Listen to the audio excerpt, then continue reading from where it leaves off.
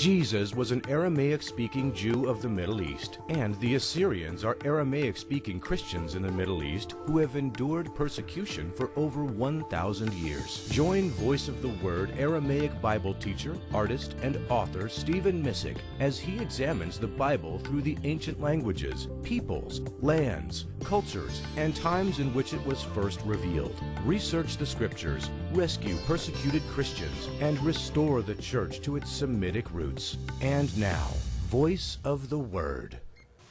Hello, I'm Stephen Andrew Missick, and I want to welcome you to episode 10 of Aramaic School of the Bible. And what I want to talk about in this episode is Christian martyrs in the East. The persecution of Middle Eastern Christians, Islamic and pre-Islamic. I'm going to talk about two Christian groups. One is the Coptic Christians of Egypt. The other are the Assyrian Christians of Mesopotamia. And I think that Christians are inspired by the stories of martyrs.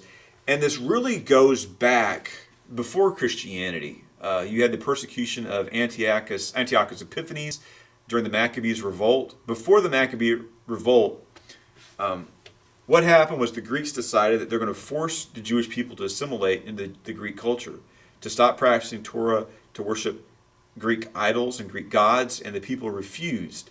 So what happened at first was the people believed that you had to honor the king, but the king tells you to deny God. You can't deny God. You're in a dilemma. So what they decided to do is just kill me. I'll just accept death. I'll die as a martyr. And many people were put to death for believing in the Bible and practicing Judaism. And it became really bad. And finally, the Maccabees had enough of it. And they decided, well, if we're going to die anyway, we might as well fight back. So that's the first war that we know of in history that was fought for religious freedom. And Second Maccabees especially contains the stories of many people who died for their faith. And we see it in the New Testament. We have the story of Stephen and James, and there's people mentioned in the book of Revelations who are martyrs who gave their lives for the Lord.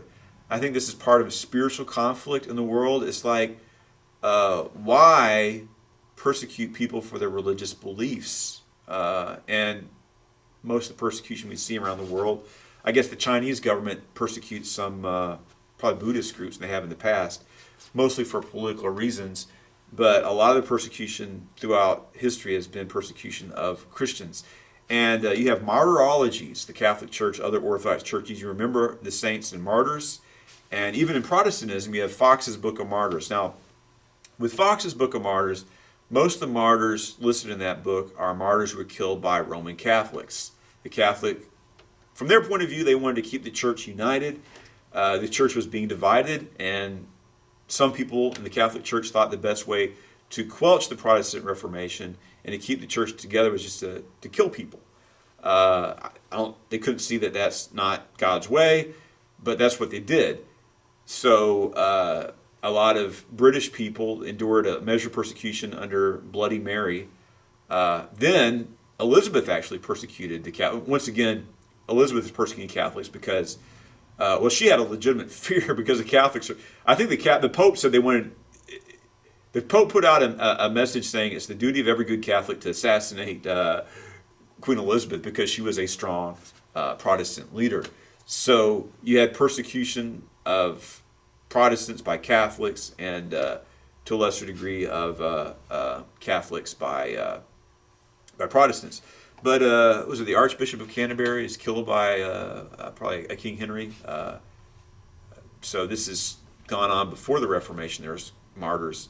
But then you have Thomas More, who would not comply. He's a Catholic. King Henry VIII is trying to get him to deny his Catholic beliefs. He couldn't do it. So you have martyrdom. So Christians of different denominations are enduring persecution and have martyrs. Also, the Mennonite church. The Mennonites were, the early Anabaptists, some of them were like revolutionaries. But the Mennonites were a pacifist church, and they were persecuted by, Anabaptists were persecuted by both Protestants and Catholics. So I think it's important for us to remember these martyrs. But the Amish people have a book. I got a copy of it when I lived near an Amish community. It's called The Martyr's Mirror, and it's sort of their version of Fox's Book of Martyrs. Now, Fox's Book of Martyrs, he starts off with the 12 apostles, and he goes on to his own day, really focusing on the Catholic Church, the atrocities of the Catholic Church. Eusebius' church history is not a martyrology. It's not like Fox's Book of Martyrs, but it does contain a lot of stories of martyrdom, how the Christians were thrown to the lions and things like that. And I found Eusebius' church history and those stories very inspirational. There's the organization Voice of the Martyrs and other groups that try to inform people of persecution of Christians around the world. And it's mostly in the Islamic world, but also in certain communist countries. So, as I said before in a previous program, once Constantine publicly identified himself as a Christian and he was able to secure his rule, he sent a message. He actually wrote a message to King of Persia, and he says, well, I know that you have many Christians living in your kingdom. I ask that you, I ask as a fellow Christian, you tolerate and protect Christians living in Persia. But his letter actually had the opposite effect of what he wanted, because then the Shah is like, oh my goodness, he's Christian. I have a bunch of Christians in my country. Something has to be done. We need to get rid of these Christians because they're a fifth element. They're a subversive element. They're going to sympathize with Rome. We have this big Cold War between Persia and Rome, and he began a really horrific persecution of Christians. So the Aramaic Christians, Syriac Christians, endured horrific persecution under the Zoroastrian Persian overlords. Zoroastrianism was the religion of Persia before the dawn of Islam. After a series of persecutions, the Persians became more tolerant of Christianity shortly before they were defeated by the Muslims. So you had some really terrible persecution under the Zoroastrians in Persia. But then they just came to realize that they're not going to be able to wipe out Christianity, and the Zoroastrians and the Christians were trying to find a way to live together in peace.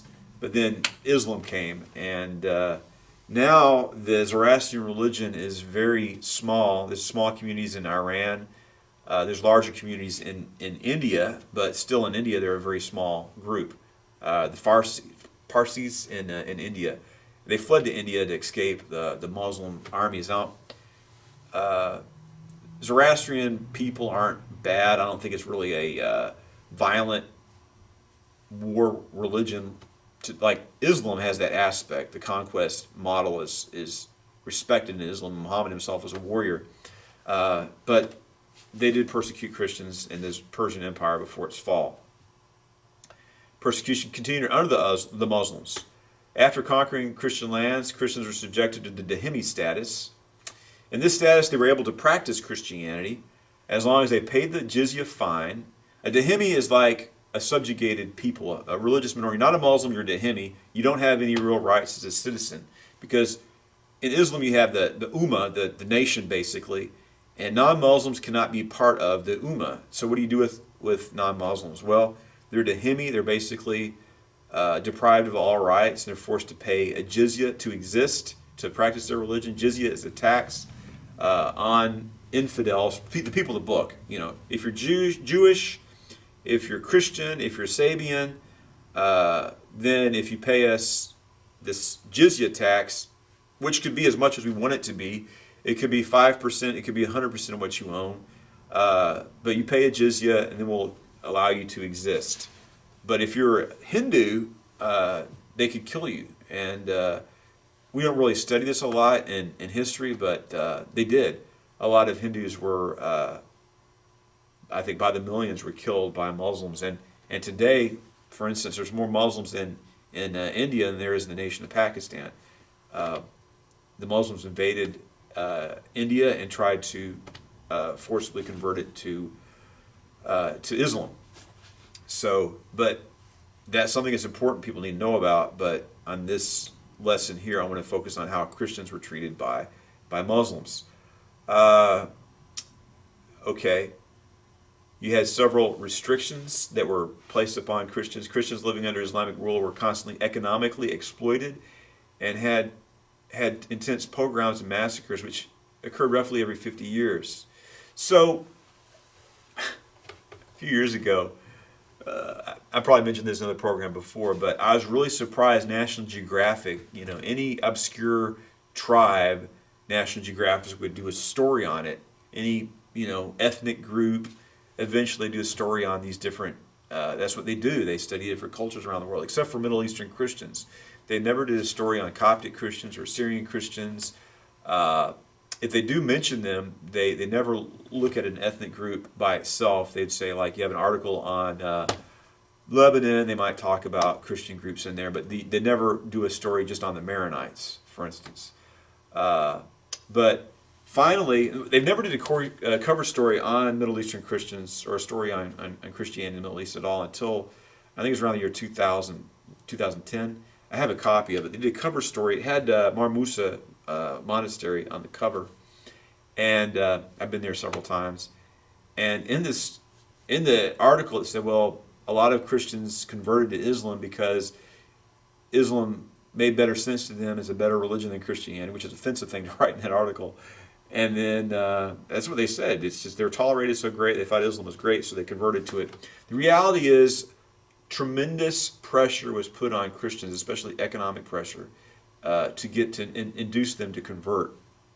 And there's persecution. I've got a list, a timeline here, and roughly every 50 years you would just have massacres and killings of Christians being carried out by Muslims. And it took the Muslims several hundred years to cause the population of Christians to dwindle to a minority. And I think I've read somewhere when the Crusades started, the Middle East was still majority Christian, surprisingly enough. And you think about it, even in after World War I or during World War I, what was the percentage of Christians? There's a lot of Christians in Asia Minor at that time, and the Turks killed them all and did ethnic cleansing and killing. Smyrna, as a Christian city, the Western powers just stood by and watched all these people slaughtered like animals. But that's nothing new. That happened when the Europeans were there. It's recorded. All this stuff is recorded history. But I want to look at this timeline. What gets me, and Muslims will do this. It's like they say things like Christians preferred living under Muslim rule than they did living under the Byzantine Empire. And so it says who?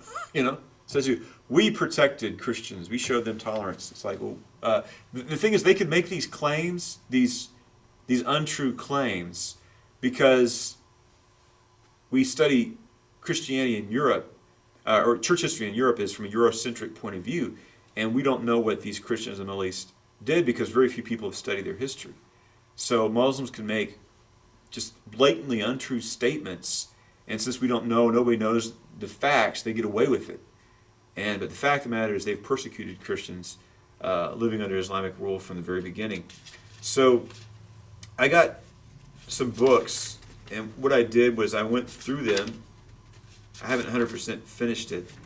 And I went century by century and dated persecutions, massacres of Christians. And there are several major persecution. And one book is from the Martyr Church, A History of the Church of the East by David Wilmshurst. And you can go through that book, and he's telling the history of the Church of the East. He doesn't have an anti-Muslim agenda. He's just telling history. But if you go through the book, you can come up with what I did, a timeline of all the persecutions of Christians. Now, I had another book about Egypt. It's called The Timeline History of Egypt, A Chronological Guide to Dates, People, and Events by Matthew Haag, H-A-A-G. Once again, his purpose in that book is not to malign or defame Islam, but to recount the major events in the history of Egypt. And going through that book, basically you can see the pattern of roughly every 50 years of Muslims just going around and unleashing pogroms and just murdering and massacring Christians. And the first time I came across this is I was in Old Cairo. I was visiting all the ancient churches in Egypt, and they had a book. It's like a history of the churches in Egypt. And I was going through it, and this is when I first saw this. It's like, well, this church was burnt down and rebuilt, and this church was damaged by this riot and that riot. And anyway, a Coptic church historian studied these churches and researched their history and described the history of the church from its building until that present day. And most of these churches are still standing. And I saw in that every 50 years or so you would have Muslims rioting against Christians. So let's go through this, and I'll hit the main points. In the 600s, it says here, during the 7th century, the Arab conquest brought over half of the world's Christians under Muslim rule.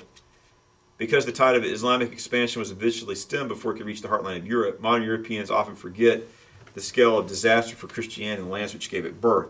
So Muslims took half of the Christian world, and over the period of 1,400 years, basically, except for small communities in Egypt, well, Egypt's kind of got a large Christian minority, Lebanon, northern Iraq, a lot of places like Carthage, where Tertullian and St. Augustine ministered, there's hardly any, it's like 1% Christian or less. So this is really, Islam has devastated the church. So first off, you have the Muslim conquest, where Muslims are, the mid-600s, they're invading Christian lands and subjecting them to Muslim rule. There are certain lands that are liberated, such as Spain. The Muslims made it into central France. They attacked, in the 700s and 800s, they attacked Rome itself. In the 15s and 1700s, they were attacking Vienna. But most of the places are still, these communities are still under Islamic rule to this day. Of course, Austria was able to liberate itself, Greece, Spain. So in the 700s, you had Caliph Umar II, ruling from 717 to 720, destroyed churches. The 800s, in the 800s, Muslims finally became a slight majority, like 51% of the population. Almost half of the population is still Christian. This is dealing with Iraq. In 854, while Theodosius was still languishing in prison, it's probably Byzantine. No, I'm not sure who Theodosius was here. It could be a patriarch. Al-Mutawakkil launched a further attack on the Christians. Once again, he strictly enforced a battery of repressive laws that in normal times were rarely applied by the Muslim authorities. This is Sharia law on Christians, but he's saying here these laws are on the books, but they're rarely enforced. I think these laws are very interesting. With a patch on their shirts, they're forced to wear a distinctive garment with a patch on the shirts to show they're Muslims. They're forbidden to ride horses. They're forbidden to go to the markets on Friday. The graves of their dead were to be destroyed. Muslims have done that a lot, especially in the Lebanese Civil War and in Iraq now. They go in, it's just demented. They go into Christian cemeteries and throw the bodies, the bones out. Very disturbing.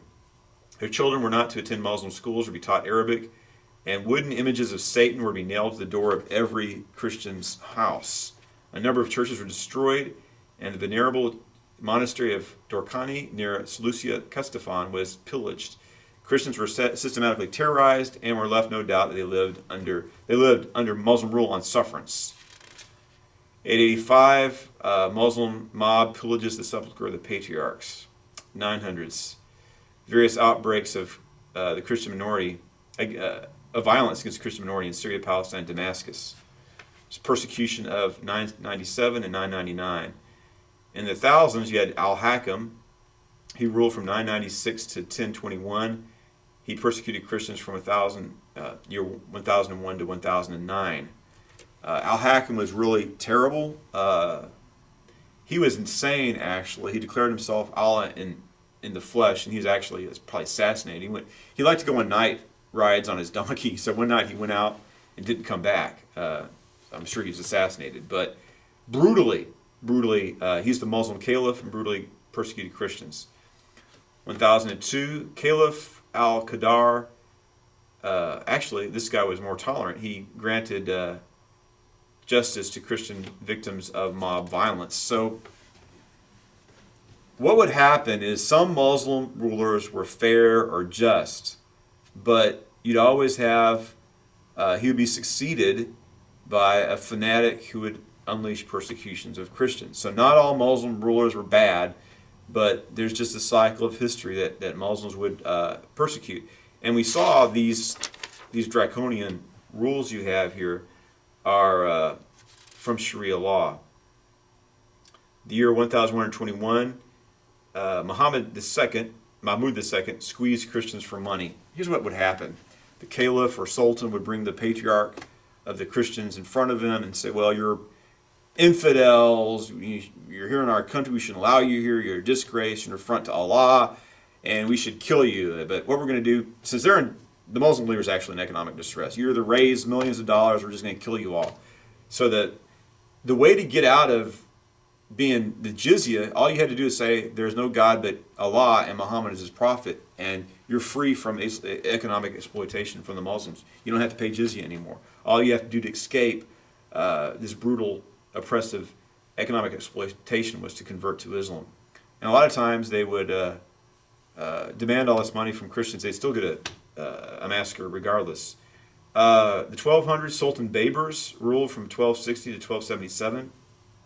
He was a brutal murderer of Christians. And the disturbing thing today is I remember I'd been to Egypt in the 90s and seeing how Coptic Christians were treated and reading their history disturbed me greatly. And not many people in the West understand what Christians in the East have been subjected to by their Muslim overlords. So in 1999, it was the 1,000 years since the Crusades.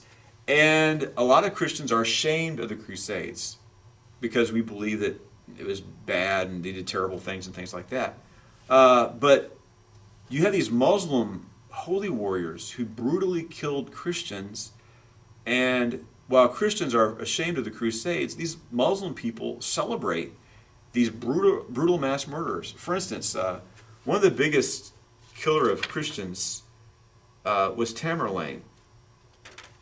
And you had Christians all the way from China all the way to Baghdad. There were Christian communities, and this man named Tamerlane is a Muslim warrior, and he killed all these Christians. Basically, the reason why we don't have Christian communities in Central Asia to the extent there used to be is because of Tamerlane. And here, in Boston, a few years ago, you had the Boston Marathon, and a Muslim called Tamerlane is killing Christians there, or people he perceived to be Christians. So, see, we don't know the history. Tamerlane is a name like Adolf Hitler, or Idi Amin. He's a mass murderer of Christians. That someone would name their child after a mass murdering barbarian like that should have been a signal this guy was a very dangerous people. But we don't know the history of the Christians of the East, so no one knows what the name Tamerlane is, and it's significant. I think Marlowe wrote a play about Tamerlane, and presenting Tamerlane as a villain in that play as well. So I guess you should become a little cultured, and you should saw a warning sign that this person was dangerous. Yeah, Joker and Tamerlane. Tamerlane died, and Joker's still in prison. So anyway, Sultan Baybars, they sang his praises, and he was a mass murderer of Christians. 1295 to 1305, persecution of Christians by Ghazan. 1297, persecutions in Erbil. I've lived in Erbil for a little while. 1300s, 1310, Muslims massacre Christians in Erbil again. 1327 to 1330, massacre of Christians by Abu Said. 1400s is Tamerlane, who I mentioned. Muslims oppress Christians in 1426 to 1427. 1488, Muslims persecute Christians again. 1500s, persecutions in 1508, 1510, 1512, 1515. 1517, another persecution. I'm sure there are persecutions in the 1600s. I haven't filled this timeline out yet. 1757 and 1759, more extortion of Christians for money. 1843 to 1846, Kurds attack Assyrian Christians, the Tiari and Tukama massacres. 1850, massacre of Christians in Aleppo. 1860, 20,000 Christians killed. 380 Christian villages and 560 churches burned.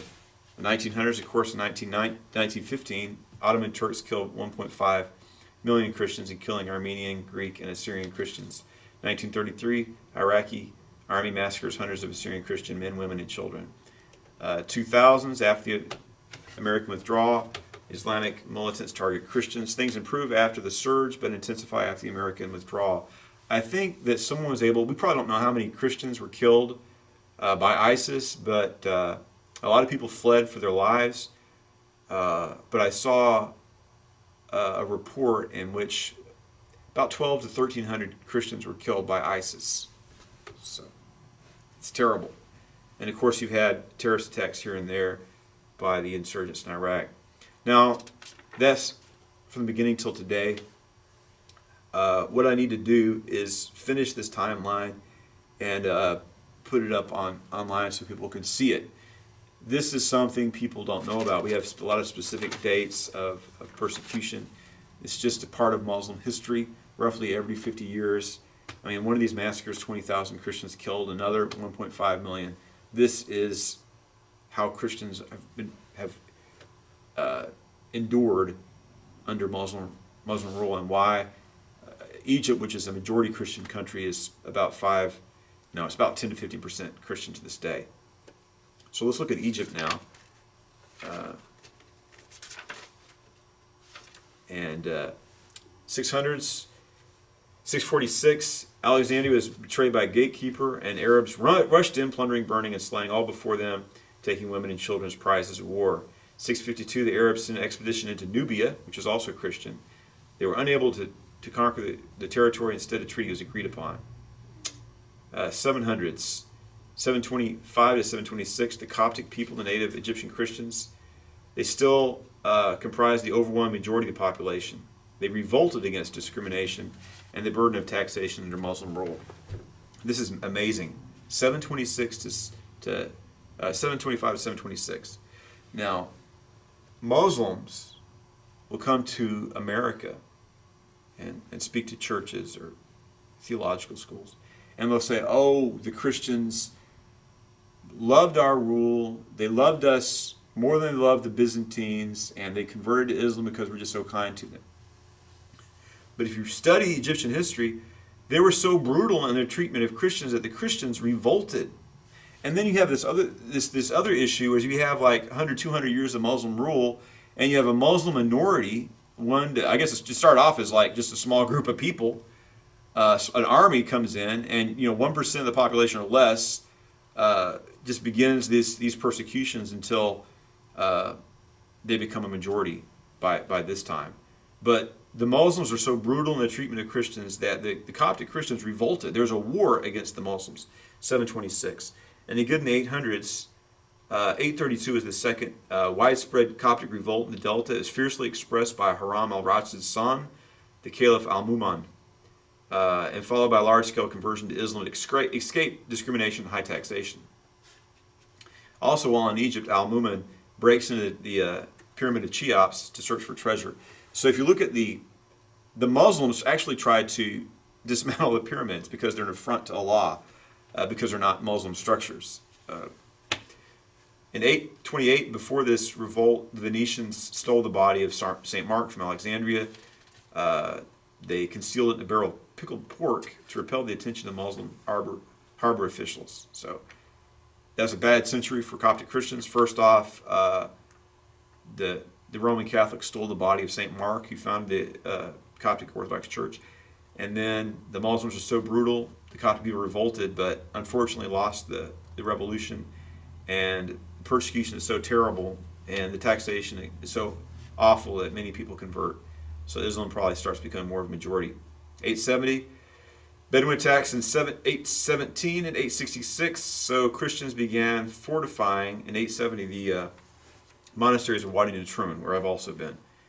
996, Al-Hakam, I mentioned, the third Cairo caliph, takes power.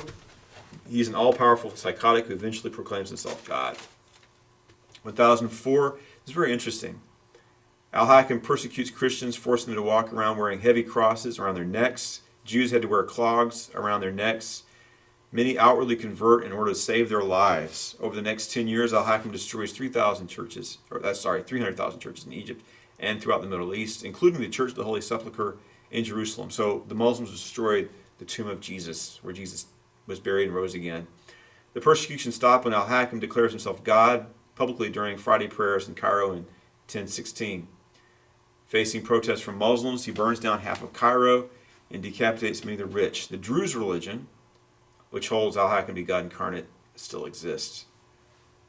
The 1100s, Saladin and his brother Taran Shah persecute Christians in Nubia. Now, this is very interesting about Saladin. You see in Ivanhoe, and was it Sir Walter Scott? He wrote all these books about, Saladin, he's a great person. And the movies show Saladin as this great, just person. But in real life, he was like Osama bin Laden or the Ayatollah Khomeini. The guy was a terrible fanatic who killed Christians in Nubia. 1200, Sultan Baybars ruled from 1260 to 1277. He fought against the Nubian Christian kingdom of Nukaria, which destroyed it. 1300s, 1321, resentment among Muslims against Copts in high administration position bowls over into widespread anti-Christian riots, quite possibly stirred up by Sultan al-Nasser to divert anger away from his tampering with payments to officers in his forces. Muslims loot and destroy all the principal churches of Egypt, and Christians suffer a whole-scale massacre.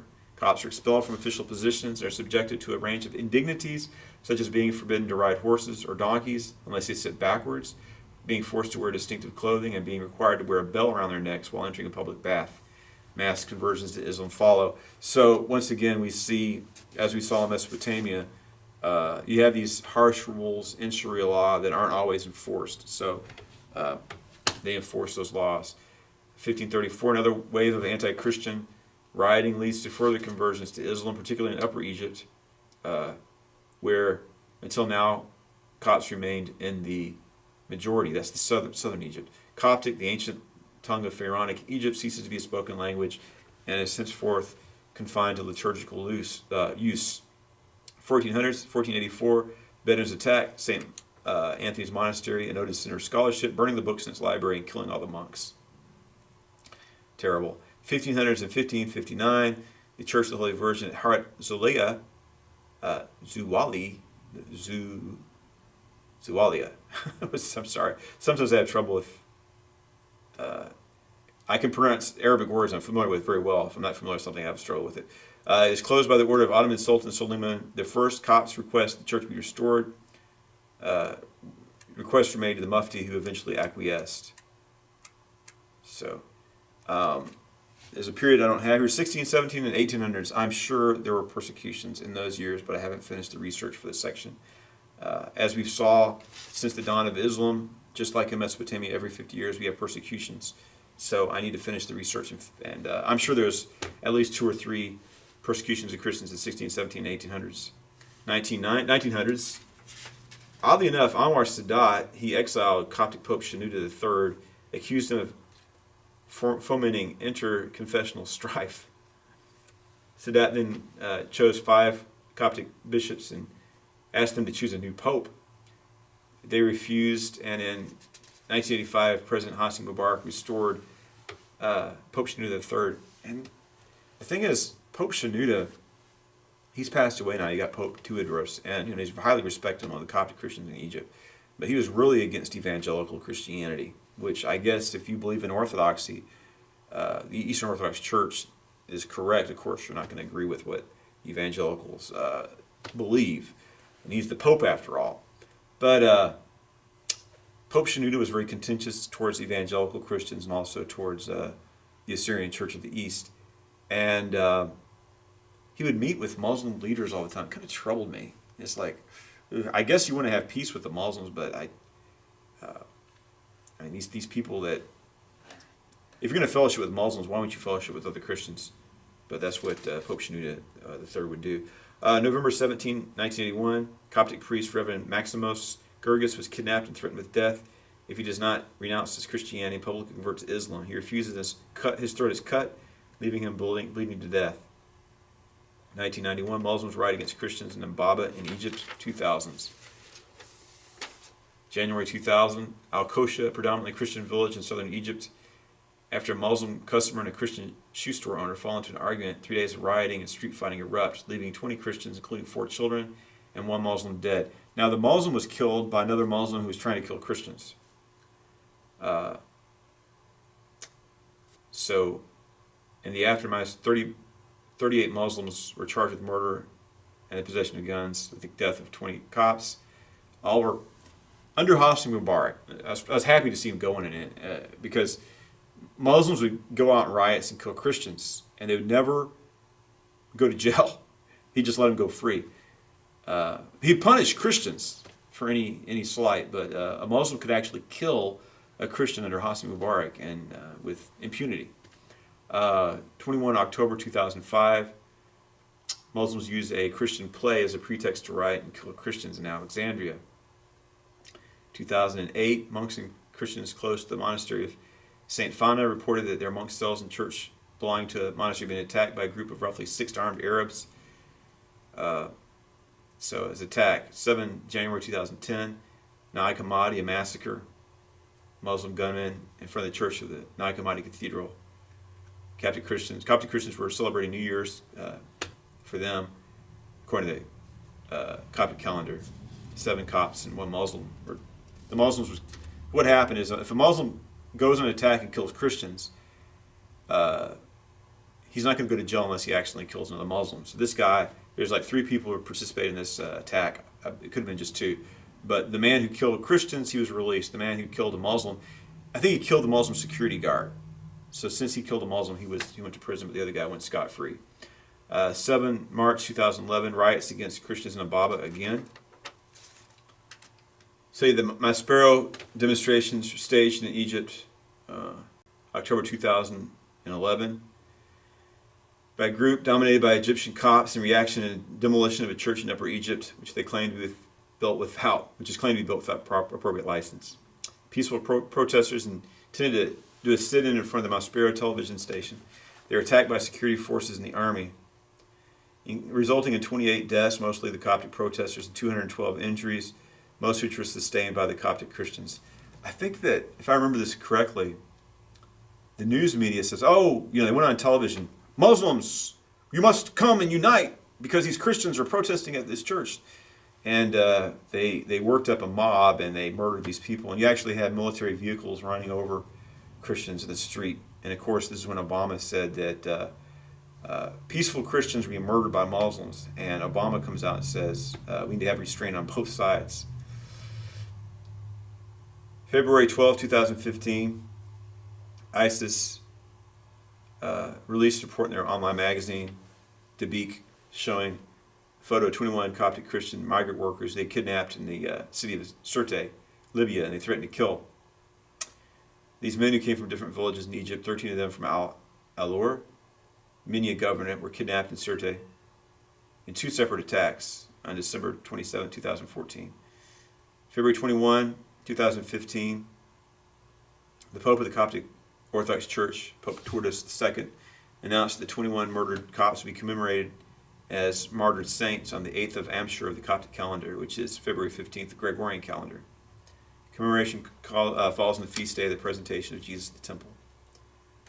So I think when you look at this, and this isn't complete, and I need to have these timelines published, but why do Muslims do these things? Because Islam is not just a religion, it's a political system. And they believe they have a divine mandate to rule and to dominate. And plus you have the jihad model practiced by Muhammad himself, engaging in holy war. And these repressive laws of jizya are part of the Muslim religion. And I think what we need to do is, as Christians, we need to know our history. These are Christian people. This is the church. And I need to finish this timeline and make it available. We need to silence liars when Muslims say that they respect and appreciate Christians as people of the book and tolerate them. When their Sharia law says differently, the Quran says differently, their Hadith says differently, and the historical record says differently. So I think as you have Westerners that always focus on the negative aspects of Western civilization, colonialization, for instance, the slave trade, we deal with these evils. A lot of people just focus on the negative aspects of American Western civilization. I think the Muslim people need to look at the terrible things they have done and apologize for it. Like the Pope has apologized for the Spanish Inquisition, the treatment of Jews, things like that. Muslims need to confess. Well, actually, a lot of them know they did this. They're proud of it. They celebrate this history, especially groups like ISIS. They're doing what they've done before. But this needs to be exposed. The Muslim community and the Muslim religion needs to be held accountable for these crimes and evils of their past. And the religion needs to be reformed. These acts, which are praised by people like ISIS, need to be condemned. So when we look in history and we see these massacres of Christians, it's part of our history. We need to know about it. And I think that Muslims need to be held accountable for what they've done in the past. So when you have a Muslim apologist who's deceiving people, saying that they tolerate Christianity, in reality, we have these terrible massacres when as many as 1.5 million or 30,000 were killed at a time. I think we need to hold these people accountable.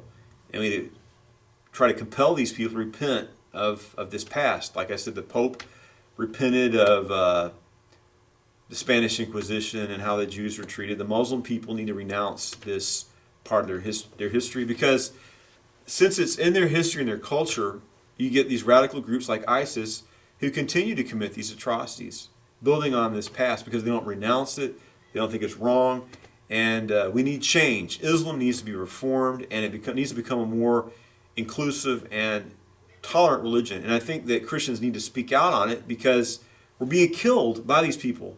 These beliefs that are motivating them to kill us have to be challenged. And it's just a cause of justice that we need to take a stand on this issue. And I'll discuss this more in a future program.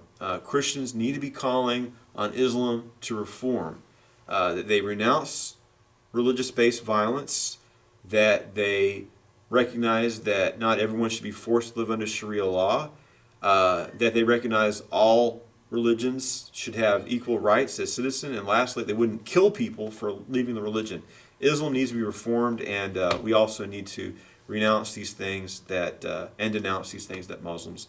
We should denounce what Muslims have done in the past and ask Muslim people to renounce this and to condemn it, these evils that they as a community have committed. So we need to remember our martyrs, and we need to, Islam needs to be reformed so these things which are happening right now and are likely to happen in the future can stop.